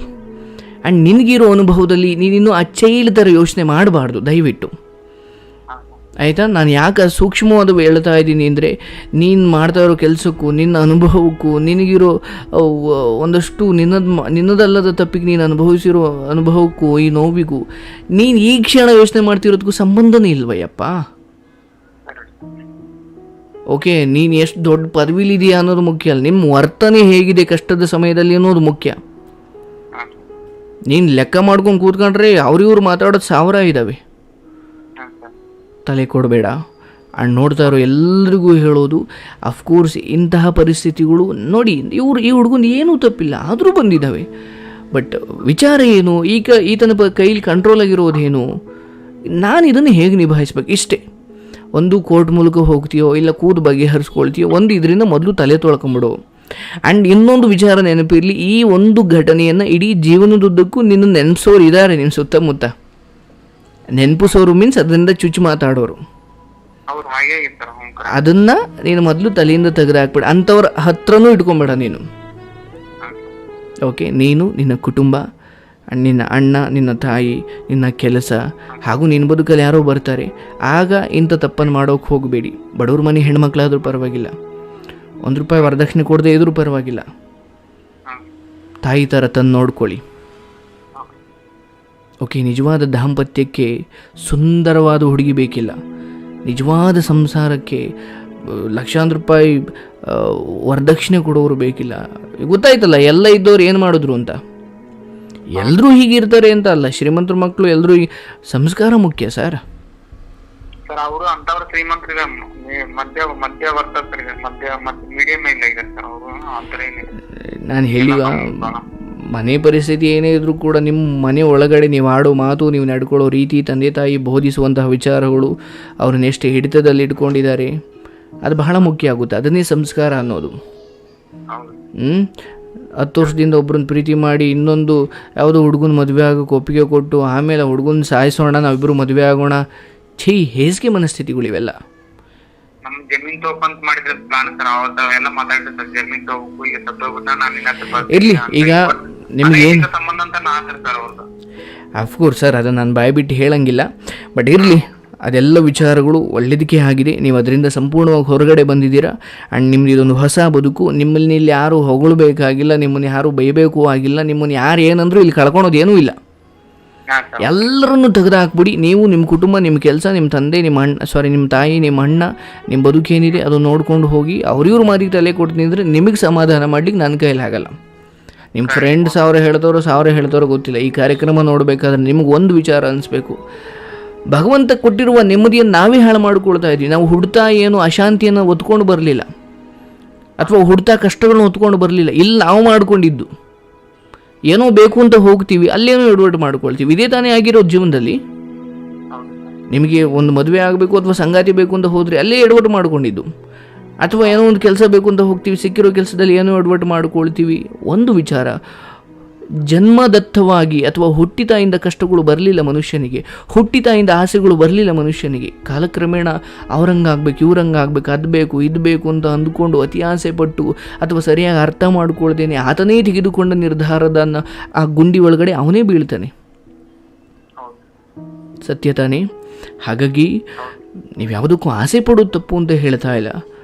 ಬಟ್ ಆ ಆಸೆ ಪಡೋಕ್ಕೂ ಮುಂಚೆ ಯಾವುದೋ ಒಂದು ವಸ್ತುವನ್ನು ಪಡ್ಕೊಳ್ಳೋಕೆ ಹೋಗ್ತಾ ಇದ್ದೀರಾ, ಅದು ಹುಡುಗಿ ಆಗಿರ್ಬೋದು, ವಸ್ತು ಆಗಿರ್ಬೋದು, ಹುಡುಗ ಆಗಿರ್ಬೋದು, ಏನೇ ಆಗಿರ್ಬೋದು, ಅದು ನಿಮ್ಮ ಬದುಕಲ್ಲಿ ನಿಮ್ಮನ್ನು ಅರ್ಥ ಮಾಡಿಕೊಂಡು ತುಂಬ ದಿನ ನಿಮ್ಮ ಜೊತೆ ಇರುತ್ತಾ ಕಡೆಯವರೆಗೂ, ಕಡೆ ಉಸಿರಿರೋವರೆಗೂ, ಕಷ್ಟದ ಸಮಯದಲ್ಲೂ, ಹಣ ಇದ್ದಾಗಲೂ ಇಲ್ಲದೆ ಇದ್ದಾಗಲೂ ನನ್ನ ತಂದೆ ತಾಯಿ ಗೌರವ ಕೊಡ್ತಾರ. ಈವನ್ ಗಂಡು ಅಥವಾ ಮನೆಗೆ ಬಂದ ಸೊಸೆ ಕೇವಲ ಅತ್ತೆ ಮಾವನನ್ನು ಅಪ್ಪ ಅಮ್ಮನ ಥರ ನೋಡ್ಕೊಳ್ಳೋದಲ್ಲ, ನೀವು ಕೂಡ ಅವರ ಅಪ್ಪ ಅಮ್ಮನನ್ನು ಹಾಗೆ ನೋಡ್ಕೊಳ್ಬೇಕು. ಅಂದರೆ ಮುಂದೆ ಬರೋ ಸಂಬಂಧಗಳನ್ನ ಹೇಳ್ತಾ ಇದ್ದೀನಿ. ಇಲ್ಲೊಂದು ಪದ್ಧತಿ ಏನಂದರೆ, ಬಂದಿರೋ ಹೆಂಡತಿ ಮಾತ್ರ ಅತ್ತೆ ಮಾವನ ಅಪ್ಪ ಅಮ್ಮನ ಥರ ನೋಡ್ಕೊಬೇಕು, ಆದರೆ ಅಳಿಯ ಮಾತ್ರ ಹೋಗಿ ಆ ವರದಕ್ಷಿಣೆ ಕೇಳೋದು ಅವ್ರ ಅತ್ತೆ ಮಾವನ ಹತ್ರ. ಈ ಸಂಬಂಧ, ಇಂತಹ ಮನಸ್ಥಿತಿಗಳಿಂದಲೇ ಇವತ್ತು ಕೊಲೆ ಸುಲಿಗೆಗಳಾಗ್ತಾ ಇರೋದು. ಇರಲಿ, ನಿಮಗೆ ಈ ಬದುಕು ಅಥವಾ ಈ ಅನುಭವ ದೊಡ್ಡ ದೊಡ್ಡ ಪಾಠಗಳನ್ನ ಕಲಿಸಿದೆ. ಈ ವಯಸ್ಸಿಗೆ ನೀವು ಎಷ್ಟು ಅದ್ಭುತವಾಗಿ ತಯಾರಾಗಿಬಿಟ್ಟಿದ್ದೀರಾ ಗೊತ್ತಾ? ನಿಮ್ಮ ಮೌನದಲ್ಲೊಂದು ಅರ್ಥ ಇದೆ, ನಿಮ್ಮ ಪ್ರತಿ ಮಾತಲ್ಲೂ ಒಂದು ತೂಕ ಇದೆ. ಅದನ್ನು ಹಾಗೆ ಮುಂದುವರಿಸಿ, ಯಾವುದಕ್ಕೂ ವಿಚಲಿತರಾಗಬೇಡಿ. ಒಂಟಿಯಾಗಿ ಬದುಕಿದ್ರು ನೆಮ್ಮದಿಯಾಗಿ ಬದುಕಿ, ನಾನು ಇಷ್ಟು ಮಾತ್ರ ಹೇಳಬಲ್ಲೆ. ಆ್ಯಂಡ್ ಕನಸು ಕಾಣಿ, ದೊಡ್ಡದೇನೋ ಮಾಡಿ, ಇನ್ನೂ ಇದಕ್ಕಿಂತ ದೊಡ್ಡ ಕೆಲಸ ಮಾಡಿ, ಪ್ರಮೋಷನ್ ತೊಗೊಳ್ಳಿ ಅಥವಾ ಇನ್ನೂ ಯಾವುದಕ್ಕೂ ಟ್ರೈ ಮಾಡಿ. ಸುಮ್ಮನೆ ಕೂತ್ಕೊಳ್ಬೇಡಿ, ನೀವು ಮಾಡ್ತಾ ಹೋಗಿ. ಓಕೆ, ಅದು ಆಸೆಗಲ್ಲ, ನಿಮ್ಮನ್ನು ನೀವು ಜೀವಂತವಾಗಿ ಇರಿಸ್ಕೊಳ್ಳೋದಿಕ್ಕೆ. ಸರ್, ಏನೂ ₹1 ಯಾವ ವಿಶ್ವವಿದ್ಯಾಲಯಕ್ಕೂ ಹೋಗದೇನೆ, ಯಾವುದನ್ನೂ ಮಾಡದೇನೆ ತಪಸ್ಸು ಮಾಡಿದ ಸನ್ಯಾಸಿಗಳನ್ನು ಇವತ್ತು ನಮ್ಮ ಇತಿಹಾಸ ಪೂಜೆ ಮಾಡುತ್ತೆ. ಅವರೇನೂ ಮಾಡಲಿಲ್ಲ. ಆ್ಯಂಡ್ ಅದೇ ಥರ ದೊಡ್ಡ ದೊಡ್ಡ ಕೋಟ್ಯಾನುಗಟ್ಟಲೆ ದುಡ್ದವರನ್ನು ನಮ್ಮ ಸಮಾಜ ನೆನಪಿಟ್ಕೊಂಡಿದೆ. ಇಲ್ಲ ಒಂದು ಸಂಪೂರ್ಣವಾಗಿ ಖಾಲಿಯಾಗು, ಇಲ್ವಾ ಸಂಪೂರ್ಣವಾಗಿ ದುಡ್ದು ಬಿಡು. ಇವೆರಡರಲ್ಲಿ ಮಧ್ಯದಲ್ಲಿ ಇರೋಕೆ ಹೋಗಬೇಡ. ಈ ಮಧ್ಯದಲ್ಲಿ ಇದ್ದವ್ರನ್ನ ಯಾರು ಜಗತ್ತು ನೆನಪಿಟ್ಕೊಳ್ಳೇ ಇಲ್ಲ. ಋಷಿಮುನಿಗಳು ನೆನಪಿದ್ದಾರೆ, ವಿದ್ವಾಂಸರು ನೆನಪಿದ್ದಾರೆ. ಅವ್ರು ಯಾರು ದುಡ್ಡು ಮಾಡಲಿಲ್ಲ, ಅವರು ಜ್ಞಾನದ ಮೂಲಕ ಹೆಸರು ಮಾಡಿದ್ರು. ಆದರೆ ಶ್ರೀಮಂತರು ಜ್ಞಾನದ ಮೂಲಕ ಹೆಸರು ಮಾಡಲಿಲ್ಲ, ಅವರು ಕನಸು ಕಂಡ್ರು, ದೊಡ್ಡ ದೊಡ್ಡ 100 ಜನಕ್ಕೆ ಬೆಳಕಾದರು, ಆ ಮೂಲಕ ಹೆಸರು ಮಾಡಿದ್ರು. ಹಾಗಾಗಿ ಇವತ್ತು ನೀವೇನಿದ್ದೀರಾ ಅದಕ್ಕಿಂತ ದೊಡ್ಡ ಕನಸು ಕಾಣಿ. ಆ್ಯಂಡ್ ಈ ಸಂಬಂಧಗಳಲ್ಲಿ ಬಿದ್ದಿರೋ ಈ ಹೊಡೆತ ನಿಮ್ಮ ಪ್ರೊಫೆಷನ್ ಹಾಳು ಮಾಡೋದು ಬೇಡ. ಒಬ್ಬರೇ ಇರಲಿ ಇಬ್ಬರೇ ಇರಲಿ ಫ್ರೆಂಡ್ಸ್, ನಿನಗೆ ಅರ್ಥ ಮಾಡ್ಕೊಳ್ಳೋರು ಇರಬೇಕು. ಓಕೆ, ಒಳ್ಳೇದಾಗಲಿ. ಆ್ಯಂಡ್ ಏನಾದರೂ ಹೇಳೋದಿದೆಯಾ ಸರ್? ಥ್ಯಾಂಕ್ ಯು ಸರ್, ನೀವು ಕಾರ್ಯಕ್ರಮ ತುಂಬಾ ನಡೆಸ್ಕೊಡ್ತೀರಿ ಸರ್. ಒಳ್ಳೇದು ಕೆಟ್ಟದ್ದು ಅವ್ರು ಅರ್ಥ ಮಾಡ್ಕೊಂಡು ತಿದ್ಕೊಂಡು ಸರ್ ಹೋಗ್ತಾರೆ ಎಲ್ಲ. ಇರಲಿ ಸರ್, ಬಟ್ ನನಗನ್ಸಿದ್ದು ನಿಮ್ಮಲ್ಲಿ ಯಾವ ಅಧರ್ಮವೂ ಇಲ್ಲ ಸರ್. ನಿಮ್ಮಲ್ಲಿ ಒಂದು ಮಾತಲ್ಲಿ ಒಂದು ಏನೋ ಒಂದು ಸದ್ಗುಣ ಇದೆ. ಆ್ಯಂಡ್ ಸ್ಟಿಲ್ ನೀವು ಯಾರ್ದೋ ಬಗ್ಗೆ ಒಳ್ಳೇದು ಯೋಚನೆ ಮಾಡ್ತೀರಾ. ನಾನು ಯಾಕೆ ಕೆಲವು ವಿಚಾರಗಳನ್ನು ತುಂಬ ರ್ಯಾಶಾಗಿ ಹೇಳಿದ್ದೀನಿ ಅಂದರೆ ಅಧರ್ಮವೇ ಕೆಲವಕ್ಕೆ ಹಾಗೆ ಉತ್ತರ ಕೊಡಬೇಕು. ಸರ್ ನಾನು ಎಲ್ಲರಿಗೂ ಒಳ್ಳೇದನ್ನ ಬಯಸ್ತೀನಿ ಸರ್. ಎಲ್ಲರಿಗೂ ಒಳ್ಳೇದನ್ನ ಬಯಸ್ತಾರೆ, ನಮ್ಗೆ ಕೆಟ್ಟದಾಯ್ತು ಸರ್. ಅದಕ್ಕೆ ನನಗೆ ತುಂಬಾ ನೀವು ಎಲ್ಲರಿಗೂ ಒಳ್ಳೆಯದನ್ನು ಬಯಸೋದು ಎಷ್ಟು ಸುಲಭವೋ, ಓಕೆ, ಎಲ್ಲರಿಗೂ ಒಳ್ಳೆಯದನ್ನು ಎಲ್ಲರೂ ಬಯಸ್ಬೋದು ಮನಸ್ಸು ಮಾಡಿದ್ರೆ. ಆದರೆ ಒಳ್ಳೆಯದನ್ನು ಬಯಸೋರಿಗೆ ಮಾತ್ರ ಈ ರೀತಿ ಕಷ್ಟಗಳನ್ನು ಸಹಿಸ್ಕೊಳ್ಳೋದಕ್ಕೆ ಸಾಧ್ಯ. ಇದೇ ಕಷ್ಟಗಳು ಬಹುಶಃ ಇದೇ ಅನೈತಿಕ ಮಾರ್ಗದಲ್ಲಿರೋರಿಗೆ ಬಂದರೆ ಅವರು ಇರೋದೇ ಇಲ್ಲ. ಯಾಕಂದರೆ ಅವ್ರಿಗೆ ಅದು ರೂಢಿ ಆಗಿಬಿಟ್ಟಿರುತ್ತೆ, ಅಥವಾ ಇಂತಹದೊಂದಷ್ಟು ಪರಿಸ್ಥಿತಿಗಳನ್ನ ಅವ್ರಿಗೆ ಎದುರಿಸೋದಕ್ಕೆ ಸಾಧ್ಯನೇ ಆಗಲ್ಲ. ಈಗ ನೀವು ಯಾರಿಗೂ ಒಳ್ಳೇದು ಮಾಡಬೇಕು ಅಂತ ಅಂದ್ಕೊಳ್ತಾ ಇದ್ದರೆ ಅಷ್ಟೇ ಆ ಒಳ್ಳೆಯತನಕ್ಕಿರೋ ಆ ಶಕ್ತಿ ಎಂಥದ್ದು ಅಂದರೆ, ಇಂಥದ್ದು 100 ಕಷ್ಟ ಬಂದರೂ ನೀವು ಇನ್ನೂ ಸ್ವಲ್ಪ ಭರವಸೆಯಿಂದಲೇ ಕಾದು ನೋಡ್ತೀರಾ, ಇನ್ನೂ ಏನೋ ಒಳ್ಳೇದಾಗ್ಬೋದು. ಆ ಟೈಮಲ್ಲಿ ನನಗೆ ಒಂಥರ ಜೀವನ ಬೇಡ ಆ ಟೈಮ್ ಹಂಗ ಅವಾಗ ಅನ್ಸಿತ್ತು ಸರ್. ಆ ಟೈಮಲ್ಲಿ ನಮ್ಮ ತಾಯಿಯರು, ನಮ್ಮ ಅಣ್ಣ, ನಮ್ಮ ಮಾವರೆಲ್ಲ ಬೇಡ, ಈ ತರ ಹಿಂಗ್ ಮಾಡಬೇಡ, ಏನಾದ್ರು ನಾನು ನೋಡ್ಕೊಂತೀನಿ. ಆಮೇಲೆ ನನ್ ಸಮಾಧಾನ ಬಂದಾಗಿಲ್ಲ ಆಮೇಲೆ ನನ್ಗೆ ಸ್ವಲ್ಪ ಸಮಾಧಾನ ಆಯ್ತು ಸರ್. ಇಲ್ಲ ಅಂದ್ರೆ ನನ್ಗೆ ಆ ಟೈಮಲ್ಲಿ ಇರಾಕ ಹಿಂಗೆಲ್ಲ ಆಗ್ಬಿಡ್ತಲ್ಲ, ನನ್ ಬಾಳ ನನ್ ಸಂಬಂಧ ಹಿಂಗ ಆಗ್ಬಿಡ್ತಲ್ಲ, ಹಿಂಗ ಎಲ್ಲ ಆಡ್ಕೊಳಂಗ ಆಯ್ತಲ್ಲ ಅಂತಂದು ನನ್ಗೆ ಮಾನಸಿಕ ಸ್ವಲ್ಪ ಆಗಿತ್ತು ಸರ್ ಆ ಟೈಮಲ್ಲಿ. ಈಗ ನಿಮ್ಗೆ ಅರ್ಥ ಆಗಿದೆ ಆ ಅನಿಸಿಕೆಗಳು ಅಥವಾ ಆ ಸಮಯದಲ್ಲಿ ಏನೆಲ್ಲ ಅನಿಸಿದೋ ಅದೆಲ್ಲವೂ ಸುಳ್ಳು. ಅದೆಲ್ಲವೂ ಅನಿಸುತ್ತೆ, ಬಟ್ ಅದನ್ನು ಮೀರಿ ಬಂದಾಗಲೇ ನೀವು ಜೀವಂತವಾಗಿ ಉಳಿಲಿಕ್ಕೆ ಸಾಧ್ಯ. ಆ್ಯಂಡ್ ಯಾರೋ ಏನೋ ಮಾಡಿದ್ರು ಅಂತ ಒಂದು ಕ್ಷಣ ಸರ್ ನೀವೇನೋ ಮಾಡ್ಕೊಂಡು ತೀರು ಹೋಗ್ಬೋದು. ಆ್ಯಂಡ್ ನೀವು ಹೋದ ಮೇಲೆ ಅಲ್ಲಿಗೆ ಆ ಸಮಸ್ಯೆ ಕೂಡ ನಿಮ್ಮ ಜೊತೆನೇ ಬಂದ್ಬಿಡುತ್ತೆ. ಇಲ್ಲ ಅದನ್ನು ಒತ್ಕೊಂಡು ಓಡಾಡಕ್ಕೆ ಯಾರೂ ಇಲ್ಲ. ಮದುವೆ ಬರೀ 2 months ಆಯ್ತು ಸರ್, ಬರೀ 2 ತಿಂಗಳಲ್ಲೇ ಹಿಂಗ ಆಯ್ತಲ್ಲ ಅಂತಂದು ಸ್ವಲ್ಪ ಹೋಗಿತ್ತು ಸರ್ ಆ ಟೈಮಲ್ಲಿ ನನಗೆ. ಹೌದು.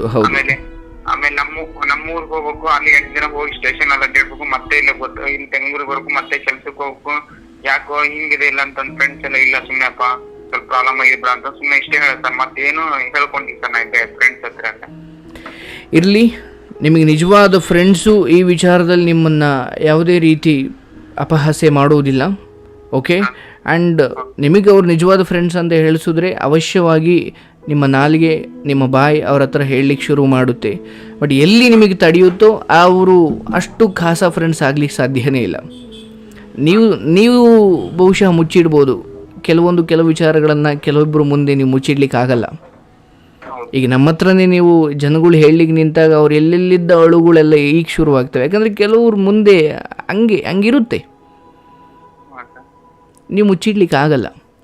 ಬಟ್ ಯಾರ ಮೇಲೆ ನಿಮಗೆ ನಂಬಿಕೆ ಇರೋದಿಲ್ವೋ ಅಲ್ಲಿ ನೀವು ಒಂದೊಂದು ಮಾತಾಡೋದಕ್ಕೂ ಹೆದರ್ತಾ ಇರ್ತೀರ, ತಡೆಯಪ್ಪ ಏನಾದರೂ ಬೇರೆ ಏನಾದರೂ ಹೇಳ್ಬಿಟ್ಟನು ಅಂತ.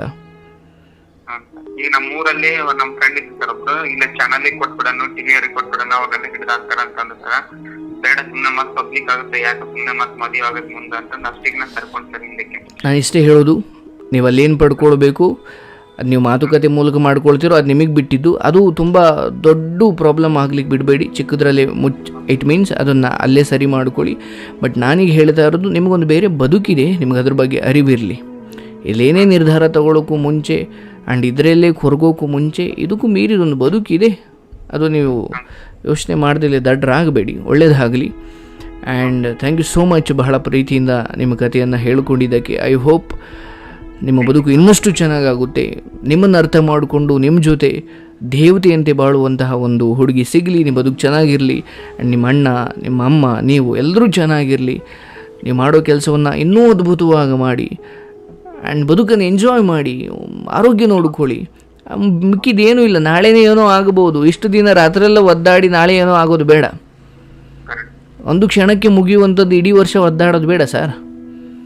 ಕೆಲವೊಂದೊಂದು ಪ್ರೀತಿಯಿಂದಲೂ ಗೆಲ್ಬೋದು, ಆಯಿತಾ? ಹಾಗಾಗಿ ನೀವು 4 ಜನಕ್ಕೆ ಹೇಳೋರಂತ ಆಗಬೇಕು. ನಿಮಗೆ ಅಷ್ಟು ಬದುಕು ಅನುಭವವನ್ನು ಕೊಟ್ಟಿದೆ, ಎಚ್ಚೆತ್ಕೊಳ್ಳಿ, ಒಳ್ಳೆಯದಾಗಲಿ. ಆ್ಯಂಡ್ ನಗು ನಿಮ್ಮಿಂದ ಯಾವತ್ತೂ ದೂರ ಆಗದೇನೆ ಇರಲಿ. Thank you.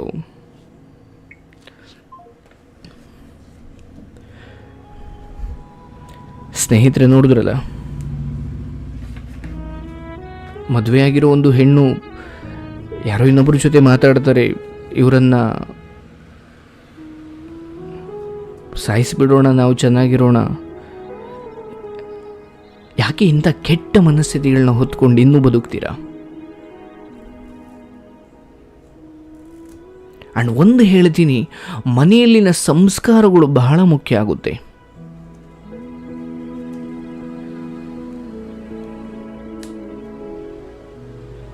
ಇನ್ನೊಬ್ಬ ತಂದೆ ತಾಯಿ ಮಕ್ಕಳನ್ನು ಯಾಕೆ ಬಲಿ ತಗೊಳ್ತೀರಾ? ಅದು ಹೆಣ್ಣಾಗಿರ್ಬೋದು, ಗಂಡಾಗಿರ್ಬೋದು. ಕೇವಲ ಹೆಣ್ಮಕ್ಳಂತ ಅಲ್ಲ, ಗಂಡು ಮಕ್ಕಳು ಈ ರೀತಿ ಇದ್ದಾರೆ. ನಿಮಗಿಷ್ಟ ಇದೆಯಾ ಮದುವೆ ಆಗಿ, ಇಷ್ಟ ಇಲ್ವಾ ದಯವಿಟ್ಟು ಈ ಕಾಲದಲ್ಲಿ ನಾನು ಇದೊಂದು ಮಾತನ್ನು ಮಾತ್ರ ತಂದೆ ತಾಯಿ ಮಾತು ಮೀರಿ ಅಂತಲೇ ಹೇಳ್ತೀನಿ, ನಿಮ್ಗೆ ಇಷ್ಟ ಇಲ್ವಾ ಮದುವೆ ಆಗಬೇಡಿ. ಆಮೇಲೆ ಬಂದು ಈ ಮನೆ ನೆಮ್ಮದಿನೂ ಹಾಳು ಮಾಡಿ, ಆ ಮನೆ ನೆಮ್ಮದಿನೂ ಹಾಳು ಮಾಡಿ. ಯಾಕಂದರೆ ಕೆಲಸ ಆಗಲಿ ಸಂಬಂಧಗಳಾಗಲಿ ಇಷ್ಟ ಇದ್ದ ಕಡೆ ಕೆಲಸ ಮಾಡಿದಾಗ ಅದೊಂದು ಸ್ವರ್ಗಕ್ಕೆ ಸಮಾನ, ಹೌದಲ್ವಾ? ನಿಮಗೆ ಗಾರ್ಮೆಂಟ್ಸಲ್ಲಿ ಕೆಲಸ ಮಾಡೋಕ್ಕೆ ಇಷ್ಟ ಇಲ್ಲ, ನಿಮಗೆಲ್ಲೋ ಒಬ್ಬ ಸಿನಿಮಾ ಹೀರೋ ಆಗಬೇಕು ಅಂದ್ಕೊಳ್ಳೋಣ, ನಿಮ್ಮನ್ನು ತಗೊಂಡೋಗಿ ಗಾರ್ಮೆಂಟ್ಸಲ್ಲಿ ಬಿಟ್ಬಿಡ್ತೀವಿ, ಅಥವಾ ಒಂದು ಪರಿಸ್ಥಿತಿ ಹಂಗೆ ಬಂದುಬಿಡುತ್ತೆ. ನೀವು ತುಂಬ ಇಷ್ಟಪಟ್ಟು ಮಾಡಲಿಕ್ಕೆ ಸಾಧ್ಯನೇ ಇಲ್ಲ. ಅಫ್ಕೋರ್ಸ್ ಕೆಲಸವನ್ನು ದೇವರು ಹೊಂದ್ಕೊಂಡು ಮಾಡೋರು ಮಾಡ್ಬೋದೇನೋ, ಬಟ್ ಮನಸ್ಸಲ್ಲಿ ಒಂದು ಕೊರಗಿರುತ್ತೆ, ಅಯ್ಯೋ ನಾನು ಅದನ್ನು ಇಷ್ಟಪಟ್ಟಿದ್ದೆ, ಹೇಗಾದರೂ ಮಾಡಿ ಇದರಿಂದ ಬಿಡಿಸ್ಕೊಬೇಕಲ್ಲ. ಹಾಗಾಗಿ ಇಷ್ಟಪಟ್ಟು ಪಡೆದುಕೊಂಡಿದ್ದು ಕಡೆಯವರೆಗೂ ಇರುತ್ತೆ.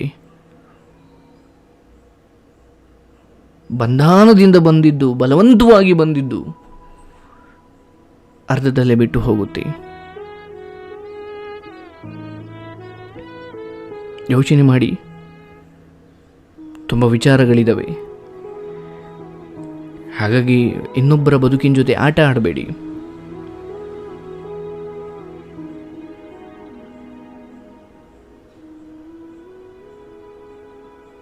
ನಾನಿಲ್ಲಿ ಸುಮ್ಮನೆ ಪ್ರತಿ ಸಾರಿ ಯಾವುದೇ ಸಂದೇಶಗಳನ್ನು ಅಫಿಷಿಯಲಾಗಿ ನಾನಿಲ್ಲಿ ಹೇಳಬೇಕಾದ್ರೂ ತುಂಬ ಯೋಚನೆ ಮಾಡ್ತೀನಿ. ಆದರೆ ಈ ವಿಚಾರದಲ್ಲಿ ಮಾತ್ರ ತುಂಬ ಸ್ಪಷ್ಟವಾಗಿ ಹೇಳ್ತೀನಿ, ನಿಮ್ಮ ಒಂದು ಬದುಕೇ ಅಲ್ಲ. ಒಬ್ಬ ತಂದೆ ತಾಯಿ ಕಷ್ಟಪಟ್ಟು ಸಾಕಿರೋ ಒಂದು ಮಗನನ್ನು, ಆತ ಎಷ್ಟೇ ವಯಸ್ಸಾಗಿರಲಿ, ಸಾಯಿಸೋಣ, ನಾವು ಚೆನ್ನಾಗಿರೋಣ ಅನ್ನೋ ಮನಸ್ಥಿತಿಗಳಿದಾವಲ್ಲ. ನಮ್ಮ ಮನೆಯ ಹೆಣ್ಣುಮಕ್ಕಳು, ನಮ್ಮ ಮನೆಯ ಗಂಡು ಮಕ್ಕಳು ಯಾರೇ ಆಗಲಿ, ಅವರು ಹೇಗೆ ಬೆಳೀತಾ ಇದ್ದಾರೆ ಅನ್ನೋದ್ರ ಬಗ್ಗೆ ನಾವು ಸ್ವಲ್ಪ ಗಮನ ಕೊಡಬೇಕು.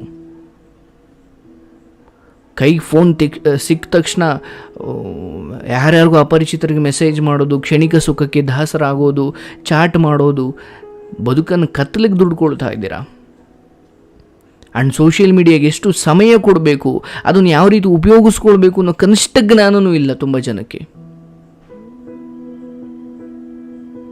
ಆ್ಯಂಡ್ ಎಲ್ಲರೂ ಅಂತ ಹೇಳ್ತಾ ಇಲ್ಲ, ಅಫ್ಕೋರ್ಸ್ ಇಲ್ಲಿ ಬಂದಿರೋರು ಎಲ್ಲರೂ ಒಂದಲ್ಲ ಒಂದು ರೀತಿ ನೊಂದಿರೋರು, ನಿಮಗದ್ರ ಬೆಲೆ ಗೊತ್ತು. ಆ್ಯಂಡ್ ನಿಮ್ಮ ಮನೆಯ ಮಕ್ಕಳು ಯಾರೇ, ನಿಮ್ಮ ಚಿಕ್ಕಪ್ಪನ ದೊಡ್ಡಪ್ಪ ಮಕ್ಕಳಾಗಿರ್ಬೋದು, ನಿಮ್ಮ ಮನೆಯ ಮಕ್ಕಳಾಗಿರ್ಬೋದು, ಯಾರೇ ಆಗಿರ್ಬೋದು, ನಮ್ಮ ಮನೆಯ ಮಕ್ಕಳನ್ನು ಯಾರೊಬ್ಬರು ಹಿಂಗೆ ಮದುವೆ ಆಗಿಬಿಟ್ಟು ಕೊಲ್ಲೋಣ ಅಥವಾ ಅದು ಇದು ಯಾಕೆ?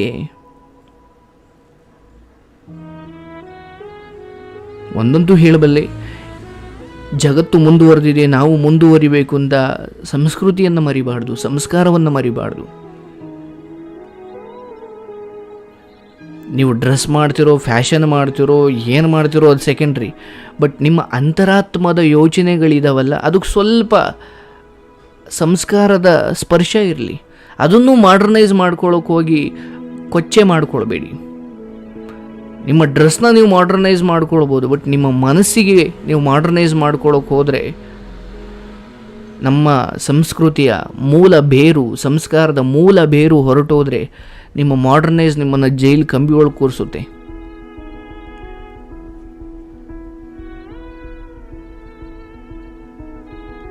ನಾನು ನಿಮ್ಮನ್ನು ಕೇಳೋದು, ನೀವು ಪ್ರೀತಿ ಮಾಡ್ತಿರೋ ಬಿಡ್ತಿರೋ ಅದು ಸೆಕೆಂಡ್ರಿ. ಯಾರನ್ನಾದರೂ ಪ್ರೀತಿ ಮಾಡಿ, ಆದರೆ ನಿಮ್ಮ ಪ್ರೀತಿ ನಿಮ್ಮ ಬದುಕಿಗೆ ವರ ಆಗಲಿ. ನಿಮ್ಮ ಬದುಕನ್ನು ಸೆಟಲ್ ಮಾಡ್ಕೊಳ್ದೇನೆ ತಂದೆ ತಾಯಿ ಮರ್ಯಾದೆ ಬೀದಿಗೆ ತಂದು ಅಥವಾ ಇನ್ನೇನೋ ಎಡವಟ್ಟು ಮಾಡಿಕೊಂಡು ಅಂತಹದ್ದೊಂದು ಒಂದು ಕ್ಷಣಿಕ ಸುಖಕ್ಕೆ ಇಡೀ ಜೀವನ ಪೂರ್ತಿ ನರಳಬೇಕಾದ ಒಂದು ಪರಿಸ್ಥಿತಿ ಬೇಕಾ?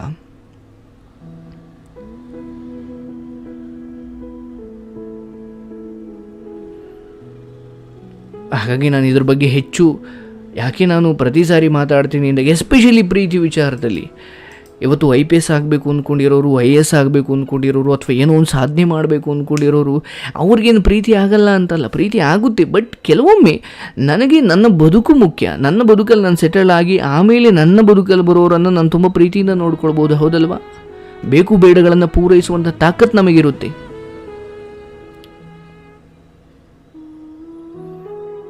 ಇದೆಲ್ಲ ಬರೋದಕ್ಕೂ ನಿಮ್ಮ ಬದುಕಲ್ಲೂ ಏನೋ ದೊಡ್ಡ ಕೆಟ್ಟ ಘಟನೆ ನಡಿಬೇಕು ಅಂತ ಏನೂ ಇಲ್ಲ. ಒಟ್ಟಾರೆಯಾಗಿ ಇಷ್ಟೇ ಹೇಳೋದು, ಇದು ನಿಮ್ಮ ಬದುಕು, ನೀವೇನು ನಿರ್ಧಾರ ತಗೊಳ್ತೀರೋ ಅದು ನೀವು ಅನುಭವಿಸಲೇಬೇಕು. ಅವನ ಬದುಕಲ್ಲೂ ಆಟ ಆಡ್ತೀನಿ, ಇವನ ಬದುಕಲ್ಲೂ ಆಟ ಆಡ್ತೀನಿ, ಅವನಿಗೂ ಮೆಸೇಜ್ ಮಾಡ್ತೀನಿ, ಇವನು ಮೆಸೇಜ್ನೂ ಮಾಡ್ತೀನಿ, ಅವನು ಮದುವೆ ಆಗ್ತೀನಿ, ಇವನು ಮದುವೆ ಆಗ್ತೀನಿ. ಈ ರೀತಿ ಯೋಚನೆಗಳು ಯಾವತ್ತೂ ನಿಮ್ಮ ಅಂತ್ಯ ತುಂಬ ಮಧುರವಾಗಿರಲ್ಲ. ಇಟ್ ಮೀನ್ಸ್ ನಿಮ್ಮ ಗುಂಡಿಗಳನ್ನು ನೀವೇ ತೋಡ್ಕೊಳ್ತಾ ಹೋಗ್ತೀರಾ. It's okay. ನನ್ನ ಪ್ರೀತಿಯ ಇಲ್ಲಿ ಕೇಳ್ತಾ ಇರೋ ಪ್ರತಿಯೊಂದು ಮನಸ್ಸುಗಳು ಈ ರೀತಿ ಯಾವ ಯೋಚನೆಯೂ ಮಾಡಿರೋದಿಲ್ಲ. ಅಕಸ್ಮಾತ್ ಯೋಚನೆ ಮಾಡಿದರೆ ಅದನ್ನು ತಿದ್ದುಕೊಳ್ತಾರೆ ಅನ್ನೋ ಒಂದು ನಂಬಿಕೆ ನನಗಿದೆ.